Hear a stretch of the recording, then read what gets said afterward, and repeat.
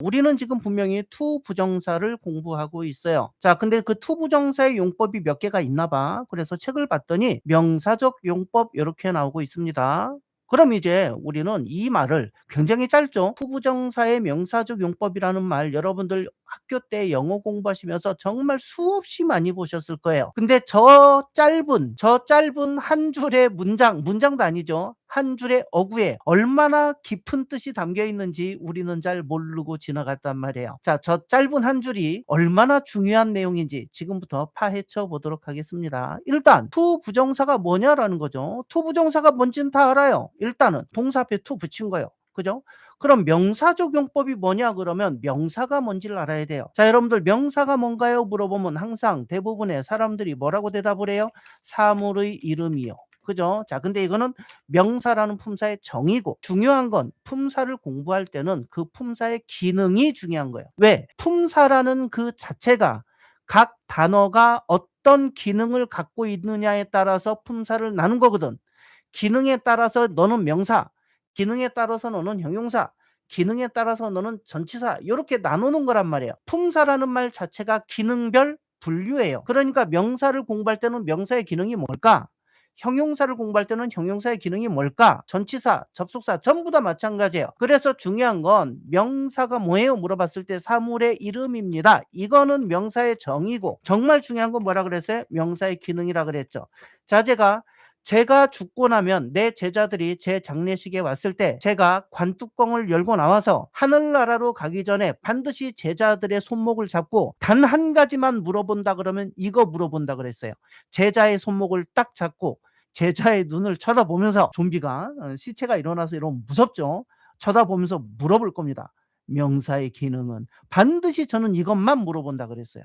그때 얼떨결에 사물의 이름이요. 그럼 내가 너 데려갈 거야 그러거든. 교실에서 수업할 땐 반드시 그렇게 얘기를 합니다. 자, 여러분들도 마찬가지예요. 방심하지 마세요. 자, 제가 먼저 죽었잖아요. 여러분들이 꿈속에 나타날 거예요. 여러분들이 꿈속에 나타나 가지고 여러분들께 여쭤볼 겁니다. 명사가 뭐예요? 이렇게 물어볼 겁니다. 마이키님께도 여쭤볼 거고 전용노을님께도 여쭤볼 거고 루루님께도 여쭤볼 거고 송덕성님, 뱃살공주님 그다음에 회원맘님께 다 여쭤볼 거야. 꿈에 내가 다 갈 거야. 가갖고 뭐 한 가지 딱 물어보고 갈 거냐? 명사의 기능이 뭐예요? 그랬을 때 만일에 여러분들이 얼떨결에 사물의 이름이요 그런다 그러면 제가 그다음에 뭐라 그래요? 가자.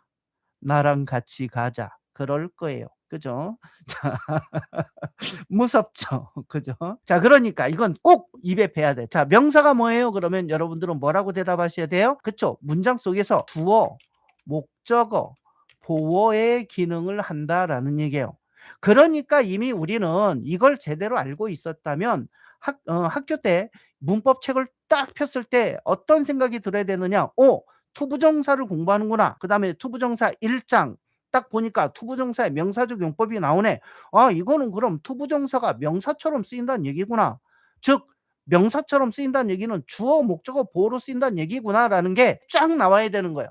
그러면 투부정사의 명사적 용법은 이런 뜻이야. 투부정사가 명사처럼 그죠? 주어, 목적어, 보어로 쓰인다는 얘기구나라는 걸 먼저 짚고 가시는 거예요. 자, 그래서 이제 그다음 가볼게요. 그럼 이제 자 명사적 용법 첫 번째 책을 보시면 이렇게 나올 거예요. 주어 자리에 쓰인 경우. 지금 여러분들 이게 하나도 이상하지 않죠? 그죠? 명사적 용법 딱 보고 밑에 보면 투부정사가 주어 자리에 쓰인 경우에 놓고 예문이 쫙 나온단 말이에요. 지금 여러분들은 저 표현을 볼 때 하나도 이상하다는 느낌이 안 드실 거예요. 너무 당연하다고 느껴지실 거예요. 하지만 옛날에 전혀 연관성이 없지. 투부정사의 명사적 용법 첫째 주어로 쓰인 경우 이게 연관이 안 돼. 연관이. 그죠? 왜 명사적 용법인데 왜 첫 번째 주어로 쓰이는 게 나오지? 이게 연관이 잘 안 된다고. 그죠? 자, 그러면 이제 여기서 또 우리는 뭘 알아야 되느냐? 명사적 용법 해 갖고 보니까 투부정사가 주어 자리에 쓰인 경우래. 그치? 주어 자리에는 명사만 쓸 수 있으니까. 그죠? 주어 자리에 투부정사가 쓰였어? 그럼 명사적 용법이 맞지. 여기까지는 좋아. 그럼 주어가 뭔데?라는 거예요. 그죠? 주어가 뭔데? 여러분들 주어가 뭘까요? 뭐의 주체일까요? 우리 필수 영문법 3강에서 나왔어요. 자, 채창에 써 보세요. 주어가 뭡니까? 이게 제가 지금도 너무 궁금한 게 아니 누가 언제부터 주어는 문장의 주체다라고 가르치기 시작했는지 모르겠는데 상당히 많은 학생들이 주어가 뭐야? 그럼 전부 다 문장의 주체래. 문장의 주체. 그죠? 그런 게 어딨어. 그런 건 없어. 문장의 주체라는 게 뭐야 도대체. 자 주어라는 거는 동사의 주체, 동사의 주체. 자 우리말 한국어로 치면 서술어의 주체입니다. 그럼 이제 이 말을 제 맘대로 하는 게 아니에요. 문장의 주체가 아니고 동사의 주체입니다라고 제 맘대로 하는 게 아니고 나무위키 인터넷 가셔서 네이버에서 그죠? 주어가 뭔가 주어의 정의를 넣고 검색을 하시면 자 나무 위키에 요렇게 나옵니다. 자 subject 문장 성분의 하나로 문장 성분의 하나로 수어 즉 영어로 치면은 동사입니다. 자 동사가 나타내는 동작이나 상태의 주체가 되는 말을 뜻한다. 그죠? 아무튼 수어의 주체다. 영어로 말하면 동사의 주체다라는 얘기예요. 그죠? 자 제가 분명히 이거 제 의견이 아니라 이렇게 나무 위키에 이렇게 나온 걸 제가 보여드리잖아요. 그죠? 자 그래서 주어가 뭔지를 정확히 알아야 돼. 그죠? 주어가 뭐예요? 그러면은 문장의 주체 이제 이러시면 안 됩니다. 그죠? 주어가 뭐예요? 동사의 주체입니다. 그럼 주어를 찾으려면 반드시 동사를 먼저 찾아야 돼. 그죠? 자 물론 짧은 문장에서는 주어 동사 찾는 게 어렵지 않아요. 한국어나 영어나. 근데 문장이 길어지잖아? 그러면은 주어 동사 찾기가 쉽지가 않아요. 한국어도 영어도. 그러니까 오죽하면 우리 고등학교 국어 시간에 선생님이 국어 선생님이 "야 이 문장의 주어 찾아봐." 이걸 문제를 낸다고. 그럼 또 애들이 또 의견이 각자 달라. 막 그죠? 자 그래서 한국어의 동사는 그죠? 자 여러분들 제가 한국어의 동사라고 얘기했지만 실제로 국문법에선 서술어라고 합니다. 근데 우리는 영문법을 지금 다루는 거기 때문에 그냥 동사라는 말로 퉁칠게요. 자 한국어의 동사는 문 위에 온다. 문장 맨 마지막에 온다. 그래서 한국말은 끝까지 들어봐야 돼요. 자 한국어는 어쩌고 저쩌고 저쩌고 저쩌고 해 놓고 끝에 동사가 와요. 서술어가 와요. 그죠? 그러면은 문장이 아무리 길어도 동사는 맨 마지막에 있다니까. 그죠? "이 식당은 음식이 맛있어요." 자 한국어의 동사는 맨 마지막에 있어요. "맛있어요." 그럼 뭐가 맛있냐라는 거지. 그죠? 이 문장을 주고 "야 이 문장의 주어를 찾아봐." 그러면 대부분 "이 식당이라." 그럽니다. 이게 근데요. 이게 국문법에서는 이거를 주어로 보는 케이스도 있더라고요. 어떤 분이 댓글 쓴 거 보니까 진짜 국문법계에서는 이것도 이 부분에서도 어느 게 주어인지 가려내는데 서로 의견 충돌이 있어요 보니까. 제가 그래 갖고 답답해서 논문까지 찾아봤어요. 자 우리는 주어를 찾아내는 데 있어서 뭘 기준으로 하느냐? 우리는 요거를 기준으로 할 거예요. 주어, 동사가 나타내는 동작이나 상태의 주체 요걸 기준으로 할 거예요. 이게 ISO 9000 국제표준 주어 찾기 방식이에요. 자 맛있어요. 한국어의 동사는 맨 뒤에 나오나 이거는 변할 수가 없어요. 특별하게 도치시키지 않는 한. 자 이건 변할 수가 없어요. 그럼 뭐가 맛있냐 이게 주어지. 뭐가 맛있냐. 이 식당이 맛있냐. 식당을 뜯어먹을 수는 없잖아요. 음식이 맛있냐. 이게 맞지 이게. 그죠? 그럼 이 문장의 주어는 음식이라고 하는 게 맞다. 그죠? 물론 국문법계에서는 이거를 다르게 보는 케이스도 있어요. 제가 보니까 "음식이 맛있어요." 이걸 통째로 서술어로 보는 분들이 있더라고요. 아니 저런 서술어가 어딨어. 한국어가 좀 이상해지잖아 저렇게 되면. 그죠? "음식이 맛있어요." 이게 문장인데 문장 자체를 서술어로 본다. 이상해지잖아요. 그죠? 그런 의견도 있다라고 제가 말씀을 드리겠습니다. 하지만 우리는 영어 공부도 해야 되고 앞으로 다른 나라 말도 또 공부할 수도 있으니까 국제표준 주어 찾기로 갈게요. 국제표준 주어 찾기. 국제표준 주어 찾기 뭐예요? 자 동사의 주체다. 서술어의 주체다. 한국어의 서술어는 맨 마지막에 나온다. 그럼 나는 상식적으로 "맛있어요를 서술어로 보고 싶다고." 이게 서술어지. "음식이 맛있어요." 이걸 서술어로 보기에는 뭔가 껄쩍지근하잖아. 그러나 우리는 자 영어를 공부해야 되니까 국제 표준으로 갑니다. 요게 서술어다. 요게 서술어. 요게 서술어. 그럼 뭐가 그죠? "음식이 맛있다." 이렇게. 그죠? 자 그래서 결국에는 뭐도 필요하냐 이걸 제대로 이해하려면 그래 명사적용법. 명사는 주어, 목적어 쓰이니까 투부정사 명사적용법 투부정사가 주어 자리에 쓰인 경우 명사적용법 맞지. 여기까지는 잘 왔는데 주어가 뭔지 모르면 또 꽝이야. 그렇지 않아요? 그죠?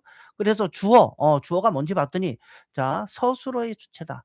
동사의 주체다. 그럼 한국어의 서술어는 문장 맨 마지막에 오고 그럼 영어의 서술어, 영어의 동사는 어떻게 찾냐? 소위 말하는 우리가 말하는 본동사를 찾을 줄 알아야겠구나라는 얘기잖아. 본동사. 그지? 본동사를 찾아야 주어를 정확히 찾을 수 있으니까 문장이 길어지면. 그죠? 그래서 이런 능력들이 다 갖춰져야 투부정사의 명사적용법에 그중에서 주어 자리에 쓰인 투부정사를 완벽하게 이해할 수가 있는 거예요. 그죠? 자, 근데 우리는 명사적용법, 주어 자리에 쓰인 경우, 목적어 자리에 쓰인 경우 학생들한테 영어를 가르쳐 보면서 혹은 성인반 영어를 가르쳐 보면서 정말 깜짝 놀랐던 게 뭐냐면 주어가 뭔지를 몰라. 전부 다 문장의 주체래. 목적어가 뭔지도 몰라. 그죠? 목적어가 뭐야 그럼 전부 을르레게래. 그죠? 환장한다니까요. 자, 그다음에 주어 자리에 올 수 있는 품사는 오직 뭐뿐이다. 그러니까 이건 우리가 알고 있잖아요. 그죠? 주어 자리에 올 수 있는 품사는 오직 명사뿐이다. 자, 이건 우리가 필수 영문법 5 강에서 계속 공부를 했잖아요. 그죠? 자, 명사는 주어, 목적어, 보어로 쓰이는 놈이다.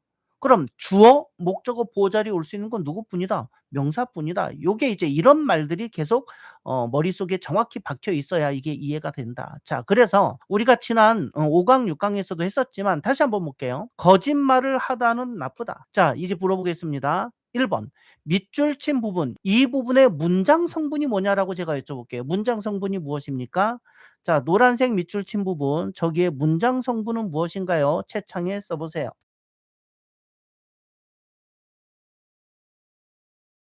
자, 밑줄 친 부분의 문장 성분은 주어입니다. 자, 왜 저게 주어냐? 아니, 서술어가 여기 있잖아. 나쁘다. 그죠? 뭐가 나쁘냐? 거짓말하는 게 나쁘다고 얘기했죠. 그러면 밑줄 친 부분에 올 수 있는 품사는 당연히 명사지. 그죠? 아니, 이거 주어라며. 주어 자리라며. 그럼 여기에는 명사가 와야 돼요. 근데 가만 보니까 문장이 좀 이상해. 왜 이상한가 봤더니 거짓말을 하다 이렇게 다로 끝나면 동사죠. 서술어 개념이죠. 명사가 아니란 말이야. 그죠? 그러니까 이상한 거예요. 주어 자리에 동사 형태의 뭔가가 오니까 이상할 수밖에 없어요. 그러면 이 동사 형태의 뭔가를 명사 형태로 바꿔야겠지. 그죠? 주어 자리니까 명사를 써야 자연스러우니까. 그럼 빈칸을 태워서 알맞은 적당한 문장으로 고쳐보세요.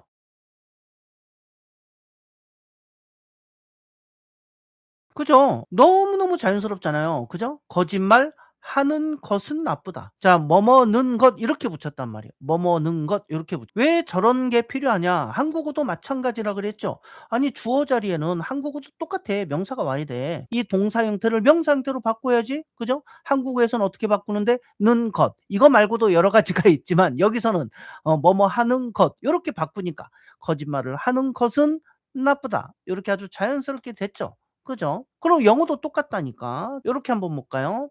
자, 거짓말하는 건 나쁘다. Tell a lie is wrong. 이 문장을 차근차근 분석을 해 볼게요. 자, 이 문장의 본동사를 찾으세요. 자, 이 문장의 본동사는 누구일까요?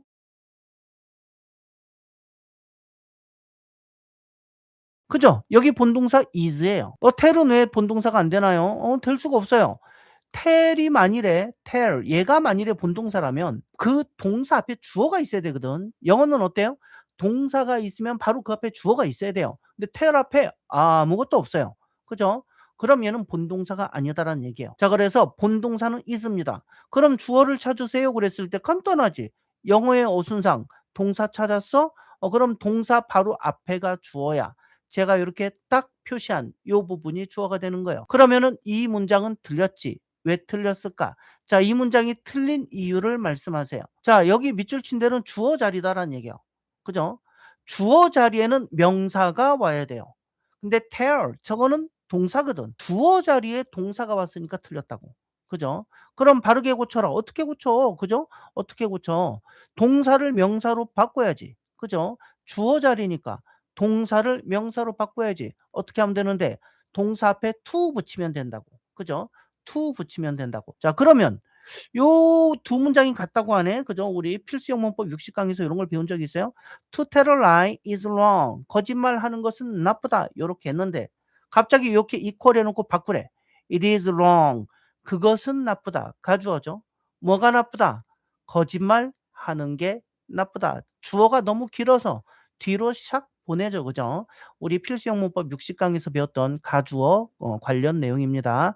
요렇게 많이 쓰죠, 사실은. 이런 식으로 많이 씁니다. 요걸 갖고 이제 내용을 한번 정리를 해 볼게요. 밑줄 친 부분의 문장 성분은 무엇입니다. 채창에 쓰세요. 자, 아이가 "엄마 여기는 왜 to를 붙여야 해요?" 라는 질문이 들어왔을 때 여러분들이 차근차근 대답해 주실 수 있는 방법이에요. 물론 너무 어린아이들한테는 문법 용어 좋지 않습니다. 사실은 그래서 한 5 학년 정도까지는 문법을 가급적이면 접하지 않는 게 좋아요. 5 학년 정도, 초등학교 5 학년 정도까지는 그냥 말로 배우는 게 좋아요. 말로. 가급적이면 글자로도 안 배우는 게 좋아. 4 학년, 5 학년 되는 애들이 영어 철자 이게 받아쓰기 좀 틀려온다고 이거 화낼 일이 아니에요. 오히려 글자부터 배우는 게 안 좋다니까. 원래는 말부터 배워야 돼요. 우리도 태어나서 말부터 배웠잖아. 그죠? 그다음에 글자를 접한다고. 외국어도 마찬가지입니다. 말부터 어느 정도 접하시는 게 훨씬 좋다. 자 그래서 아이들이 이런 걸 물어봤을 때 그죠? "저기 왜 to가 붙었는지." 물어봤을 때 이렇게 대답하는 거 여기는 주어 자리잖니." 그죠? 그럼 두 번째. 그러므로 밑줄 친 부분에 올 수 있는 품사는 뭐입니다. 또 채창에 써 보세요.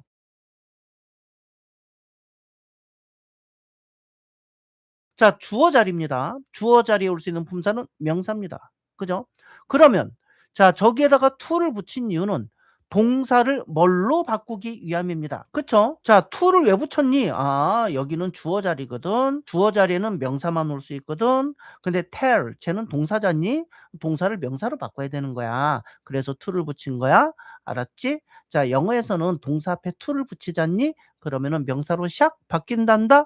요렇게까지만 해 주면 되는 거잖아. 그죠? 그럼 이제 밑줄 친 부분을 문법적으로 정의하면 명사절, 형용사절, 부사절, 명사구, 형용사구, 부사구 중에 무엇일까요? 자 두 단어 이상인데 to tell a lie 두 단어 이상인데 주어 동사 관계는 없네. 그죠? 주어와 동사를 다 갖추면 절, 하나라도 없으면 구입니다. 그죠?